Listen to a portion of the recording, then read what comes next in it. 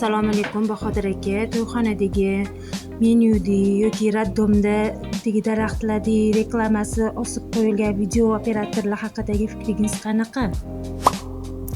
Endi to'yxonadagi operatorlar yoki raddomda reklamasi osilib turgan video studiyalarni hammasini men tajribasiz operatorlar demayman. Ularning ichida ham yaxshilari bor, lekin hozirgi kunda aksariyat nimagadir shu to'yxonadagi ko'p operatorlardan bizga shunaqa e'tirozlar bildirishyapti.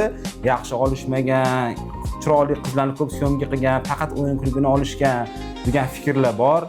Imkon darajada shu to'yxonadagi operatorlarga meni murojaatim, birovni to'yini olayotganinglarda mas'uliyat bilan syomka qilishinglarni so'rayman. Har bitta kasbda o'sha kasbni yuqoriga ko'taradigan, orqaga tortadigan insonlar bor. Men sizlarni o'sha kasbni yuqoriga ko'taradigan insonlar bo'lishinglarni xohlayman.